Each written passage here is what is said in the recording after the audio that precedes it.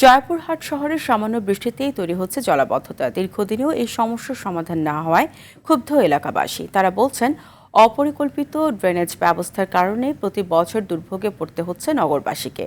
জয়পুরহাট প্রতিনিধি রাশিদুজ্জামানের তথ্যচিত্রে জানাচ্ছেন সাকিব আল হাসান। বর্ষা এলেই এমন বানভাসা দৃশ্য দেখা যায় জয়পুরহাট শহরের মাদ্রাসা রোড, বঙ্গবন্ধু রোড, শান্তিনগর সরকারি কবরস্থান সড়ক সহ শহরের বিভিন্ন এলাকায়।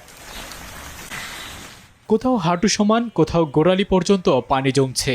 জেলা শহরের উঁচু অঞ্চলের বাসিন্দারা কিছুটা স্বস্তিতে বসবাস করলেও চরম ভোগান্তিতে পড়তে হয় নিম্নাঞ্চলের বাসিন্দাদের। অপরিকল্পিত ও সরু ড্রেনের কারণে সহজে বৃষ্টির পানি নিষ্কাশন না হওয়ায় সৃষ্টি হচ্ছে এই জলাবদ্ধতা। বাসাবাড়ির পানি, রাস্তার পানি, একটু বৃষ্টি হলে মনে করেন একই পানি হয়ে থাকে। সবচেয়ে বেশি কষ্ট হয় আমাদের অভিভাবক প্লাস ছাত্রছাত্রীদের। এখান থেকে আরম্ভ করে একেবারে চামড়াগুদা মোড় পর্যন্ত চলাচল করা খুবই কষ্টকর হয়ে যায় এবং পানির যে তড়িৎ গতি নামবে এরকম কোনো ব্যবস্থা নেই। এটা রাস্তাটা করার সময় যদি রাস্তাটা 1 ফিট আরও একটু উঁচু করা হতো এবং ড্রেন যদি আরো একটু প্রশস্ত করে গভীর করা হতো তাহলে হয়তো পানিটা জমতো না। আগামীতে জলাবদ্ধতা থেকে নিষ্কৃতির আশ্বাস পৌর কর্তৃপক্ষের। আমাদের যে ধারণ ক্ষমতা ড্রেনের অল্প সময়ে অধিক বৃষ্টিপাতের কারণে কিছুটা জায়গা আমরা পানি জলাবদ্ধতার বিষয়টা দেখতে পাই।